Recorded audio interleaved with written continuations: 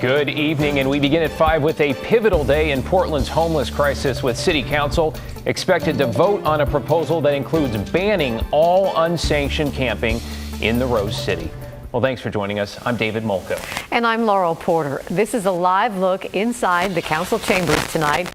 The mayor's plan would effectively end homeless camping on city streets, but it's not clear where funding would come from, and there are those who feel it's inhumane. Let's bring in our Blair Best now at City Hall. Blair, it sounds like we have not gotten to a decision or a vote yet because there are so many Portlanders who still have something to say here.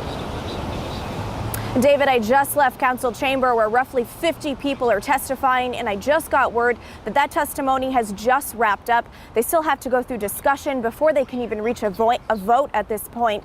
Now, remember, last week, more than 200 people showed up to testify. So this really just goes to show that Portlanders across the board want to see a change in how the city responds to this crisis. Polling released today shows that a majority of Portland voters are in favor of a ban on camping. Now, the focus today is an amendment on this plan. But first, let's quickly break down what the plan is. The mayor is proposing 5 resolutions, including a citywide ban on homeless camping over an 18-month period, and building 3 giant homeless campuses instead that would each hold up to 500 people. Today, the commissioners presented amendments to the plan. Joanne Hardesty had the most, including getting rid of the 18-month ban on camping and instead limiting homeless camping and working with experienced community partners to do so. The other proposed amendments include increasing the number of large camps from 3 to 6 and lowering the amount of people in each camp from 500 to 250 and making sure that they're dispersed throughout the city. But some groups like Street Roots and the ACLU of Oregon are demanding today's vote be postponed altogether, regardless of these amendments. Yeah, because they haven't done the engagement, they haven't reached out to people experiencing homelessness, and honestly, this is policy that's designed to fail. Mass encampments don't work. The experiences of other towns and cities show this very clearly. Second, criminalization of houseless people also doesn't work. Now, it's important to note that this plan is currently unfunded. If council votes to approve it, it's still unclear where the money would come from to pay for it. Now, homeless advocates said a plan like this would further harm the homeless, while Mayor Wheeler believes it could save lives. This meeting is scheduled to end around 7 o'clock tonight. David, Laurel. We'll keep following it throughout the evening. Thank you, Blair. Gun violence is another problem that's plagued Portland, and the latest shooting left 1 person dead. Police say it happened last night in the Cully neighborhood at Northeast Lombard near 46th. A woman was killed. A man was also hurt in the shooting. There are no arrests yet. I feel a lot of emotions, like I'm really overwhelmed, but at the same time, like, well, I just can't believe it's happening.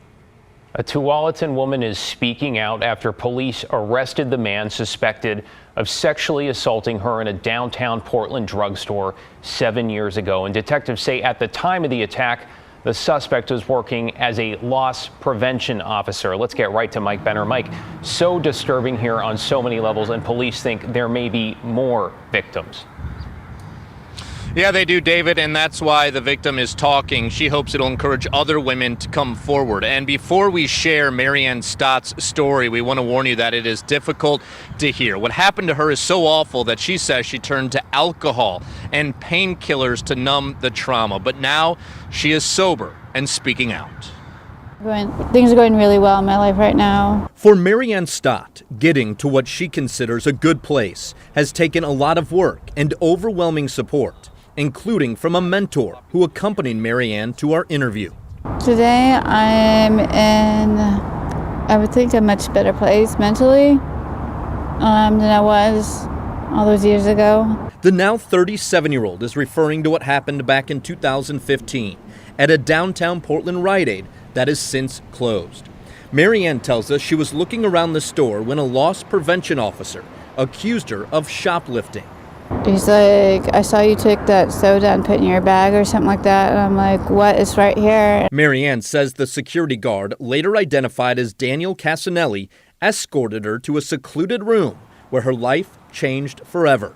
Detectives say Casanelli raped Marianne. A lot of people might think, why didn't she just fight him off or just yell or leave? Investigators say Casanelli used his position of authority and threats of reporting the alleged shoplifting to keep Marianne in the room.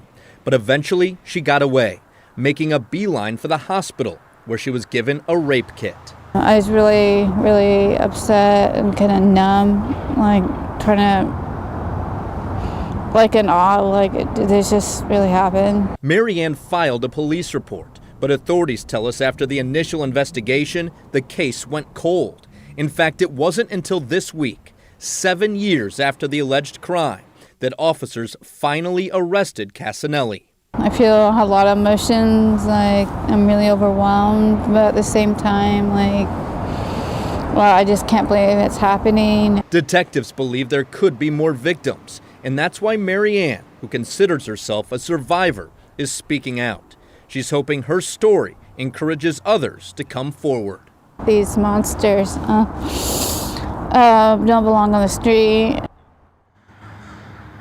Daniel Casanelli was arraigned Wednesday on charges of rape, sodomy, and sexual assault. He is due back in court in mid-December. In the meantime, anyone with information about this case is urged to contact the Portland Police Bureau.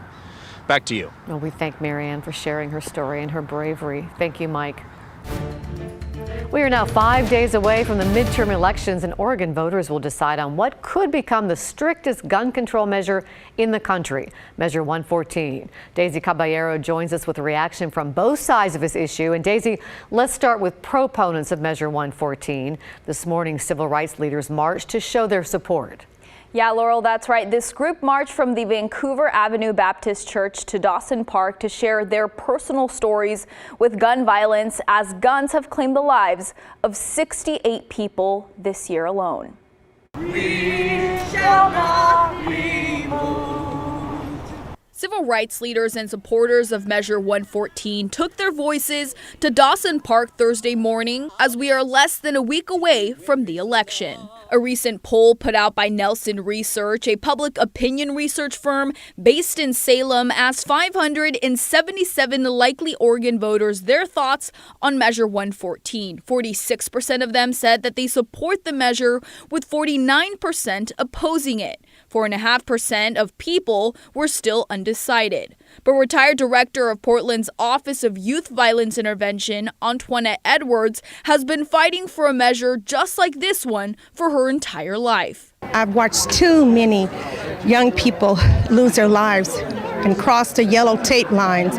In fact, I bring young people with me every time I speak to be reminded of why we must do something different. We have to.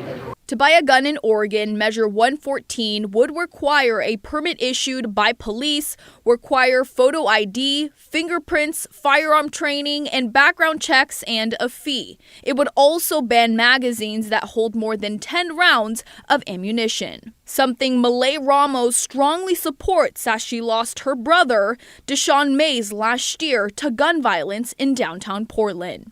I was just 19 and I was there the whole time holding him. Whole time while he was bleeding out, whole time while no one came for help. I lived the reality. But the Oregon Association of Sheriffs, along with various hunting and shooting groups, all oppose the measure, saying it will not prevent violent crimes or mass shootings because criminals won't comply with it. Only law-abiding gun owners would be restricted. And we recognize that we must address firearm violence. But Measure 114 is just not the answer. Nowhere in 114 has anybody said that we're coming after your Second Amendment right. It has nothing to do with that. It has everything to do with people being responsible with the guns that they have and not using them against each other. And we do have more on Measure 114 and other election questions you may have on our website, KGW.com. David, Laurel. Thank you, Daisy. You can find complete coverage of the candidates and the issues in our voter guide on KGW.com. And stay with KGW and NBC for election coverage and results from the midterms. Election Day is Tuesday, November 8th.